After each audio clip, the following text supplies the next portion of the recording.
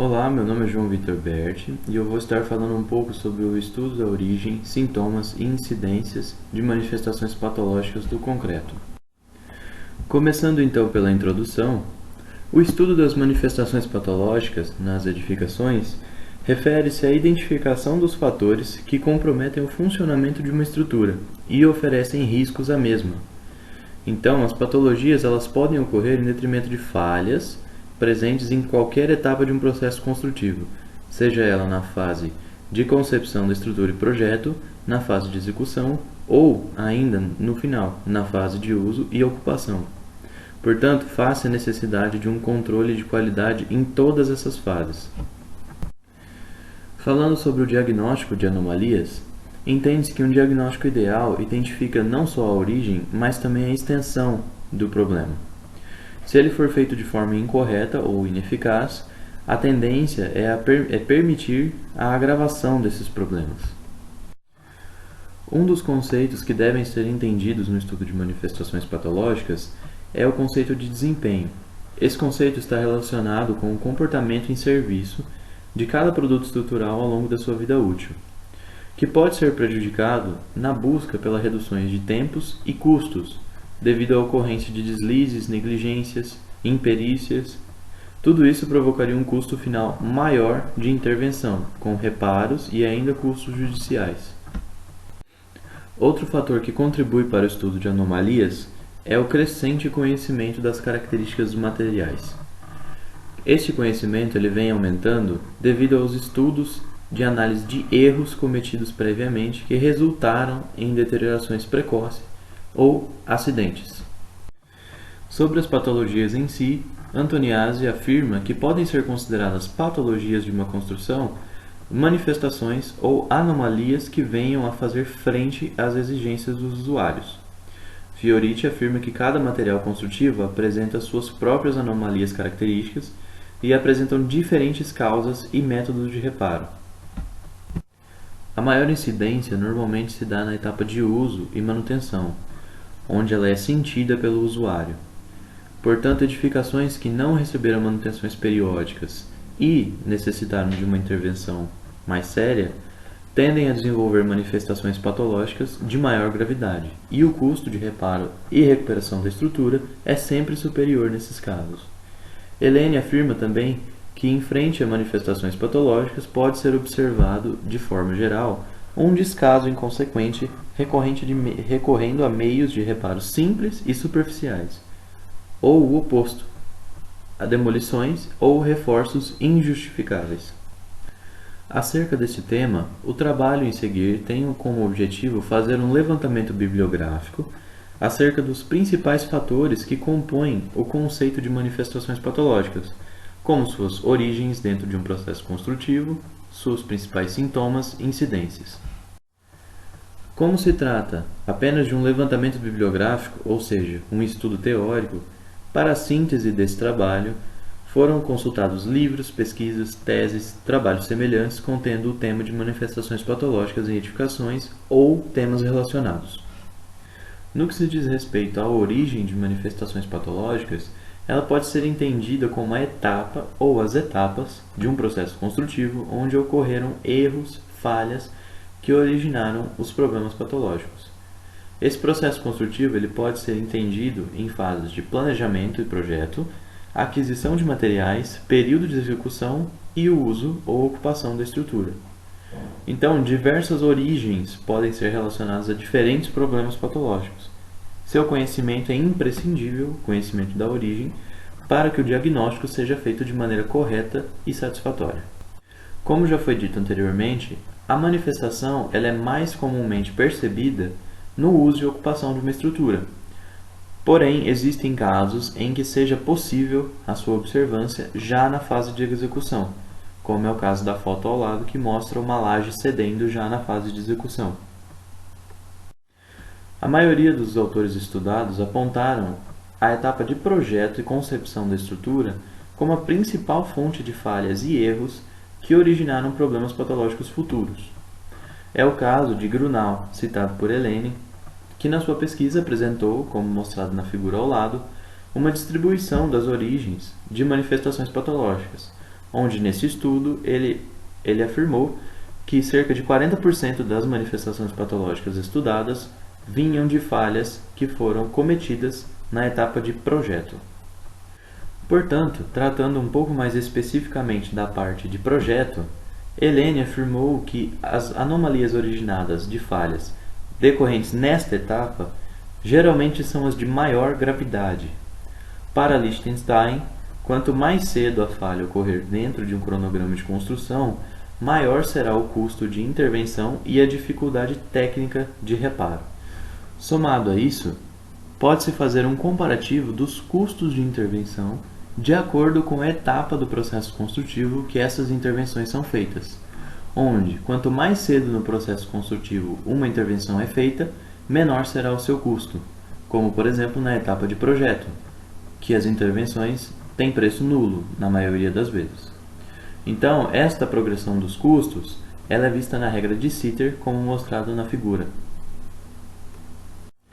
Ainda acerca da etapa de projeto, segundo Fiorit, é nesta etapa que são tomadas as decisões que irão repercutir, que irão impactar em fatores como custos finais de produção, a velocidade de execução e a qualidade final dos empreendimentos. Então, entre as inúmeras falhas que podem ser ocorridas devido a problemas nas etapas de projeto, podem ser citados a falta de compatibilidade entre o projeto arquitetônico e a estrutura final, a falta de detalhamento de projeto, falta de clareza nas informações apresentadas, má qualidade dos materiais especificados, erros de dimensionamento ou elementos construtivos de impossível realização. Prosseguindo então para a etapa de execução da estrutura. Ela deve seguir todas as especificações previstas na etapa de projeto. Portanto, ela deve ser iniciada após o término total da concepção do projeto, da concepção da estrutura, sendo contraindicada a realização de ambas as etapas ou determinadas partes de ambas simultaneamente. Isso é feito com o objetivo de diminuir prazos e, consequentemente, os gastos finais.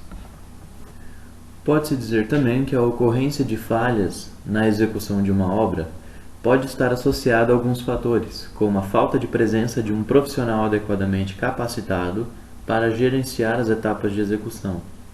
A baixa qualificação dos trabalhadores também é um fator que contribui para a ocorrência de falhas ou deslizes. Uma pressão para a diminuição do prazo de construção, na finalidade de reduzir gastos, também pode resultar em serviços mal executados ou inacabados. Dentre as falhas mais comuns presentes na etapa de execução, podem ser citados pisos desnivelados, impermeabilização mal executada ou totalmente ausente, alvenaria fora de prumo, má amarração das armaduras em peças de concreto armado, redução da qualidade dos materiais devido a um armazenamento inadequado, entre outros. Deve-se tomar um cuidado especial nas fases de concretagem, principalmente se tratando de elementos estruturais, onde, se não existir um cuidado especial com elementos estruturais, pode ser comprometido totalmente a integridade da estrutura e sua segurança. Por fim, a etapa de uso e manutenção de uma estrutura também deve ser analisada, porque após a entrega dessa edificação, ainda existe a possibilidade de geração de problemas patológicos. Portanto, o usuário ele deve estar ciente de todas as especificações da edificação, como o manual de uso e operação, e também dos processos ou cargas permitidas a serem aplicadas neste edifício. O uso inadequado ou uma operação incorreta de um edifício geralmente também pode ser atribuída à ignorância técnica do usuário, dito por Lichtenstein. Um dos processos mais importantes para que se mantenha a integridade e a segurança de uma estrutura é a sua manutenção. De acordo com a NBR 5674 de 2012, são definidos 3 tipos de manutenção, sendo eles a manutenção rotineira, que está caracterizada pelo fluxo constante de serviços padronizados e cíclicos, como a sua constante limpeza, a manutenção corretiva, que seria uma intervenção imediata para a continuidade do uso do empreendimento, e a manutenção preventiva, que é feita de forma programada e totalmente controlada. A manutenção preventiva torna-se muito mais vantajosa em relação à corretiva, devido a custos e devido à facilidade e maior controle. Passando agora para os sintomas patológicos e suas incidências. Sabe-se que todo problema patológico representa uma queda de desempenho da estrutura, e isso apresenta uma forma de se manifestar. A grande maioria das manifestações podem ser identificadas por conta de apresentarem sintomas, também chamados de lesões ou danos na estrutura. Elaine afirma que os sintomas mais comuns e de maior incidência em estruturas de concreto são as fissuras, eflorescências, manchas excessivas, manchas no concreto aparente, corrosão de armaduras e ninhos de concretagem, sendo este último a segregação do concreto em peças feitas do material. Em seu estudo, Elaine apresenta uma proporção das incidências dos sintomas citados anteriormente por ele, que são mostrados na figura. Adentrando então o tema de sintomas mais comuns, tem-se primeiramente as fissuras, que se caracterizam por serem aberturas longitudinais no material. Podem ser perceptíveis ou não ao usuário, no caso de microfissuras. As fissuras são um meio para a entrada de agentes agressivos à armadura, possibilitando a sua corrosão. Vale comentar que existe um conflito entre os termos de fissura, trinca e rachadura, que são amplamente utilizados quando se trata de manifestações patológicas. As trincas se caracterizam por abertura superior a 0,5 mm e as rachaduras possuem uma abertura mais acentuada, superior a 1 mm de diâmetro. Então, um comparativo pode ser visto na figura abaixo, onde o primeiro representa uma fissura, a segunda imagem representa uma trinca e a terceira, de forma mais acentuada, uma rachadura na alvenaria.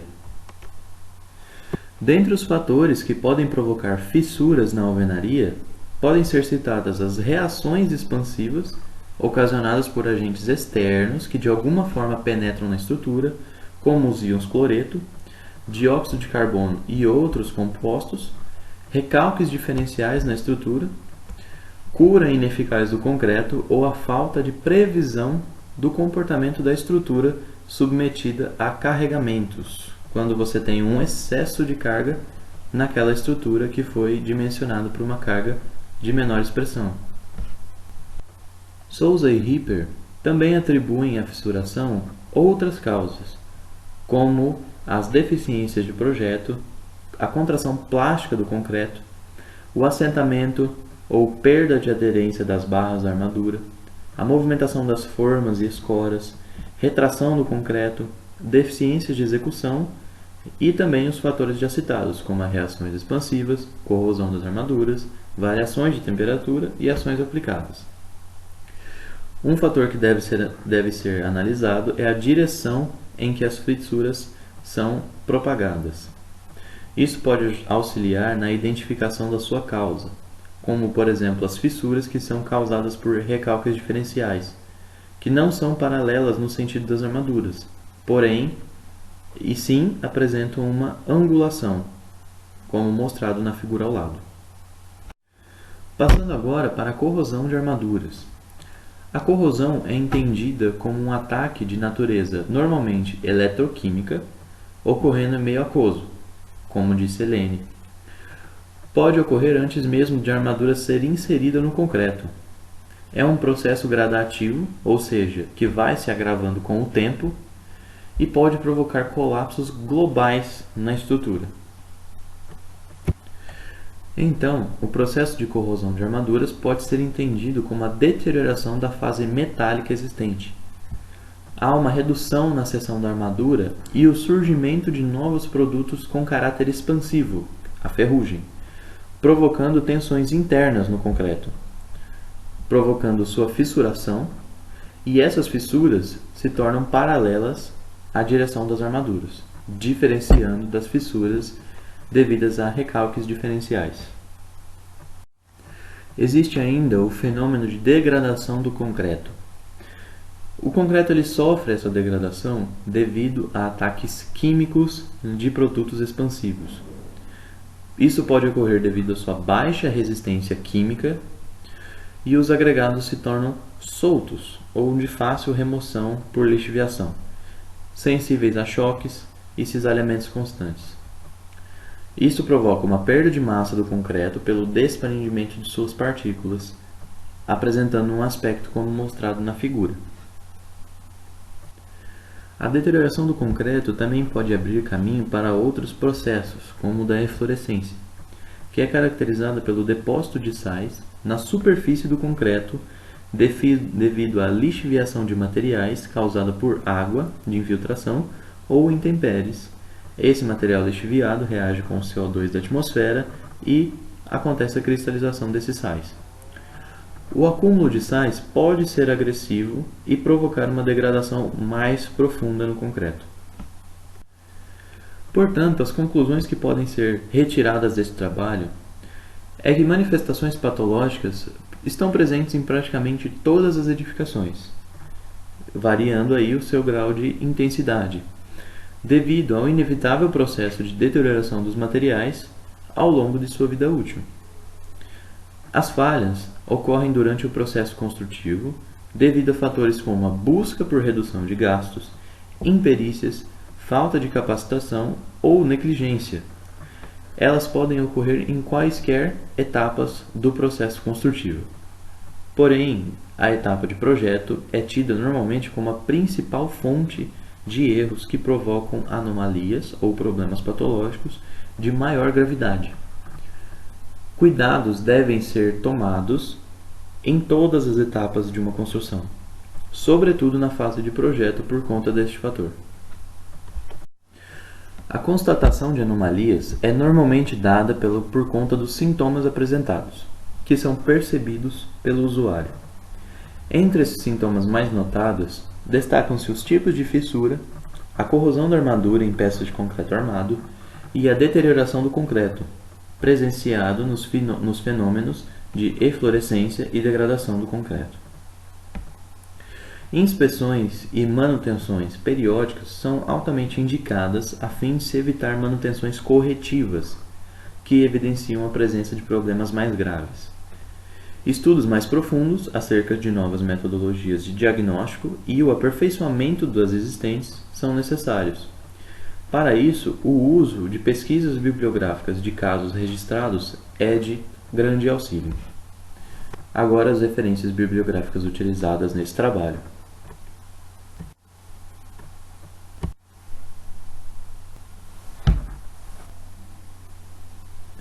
Obrigado.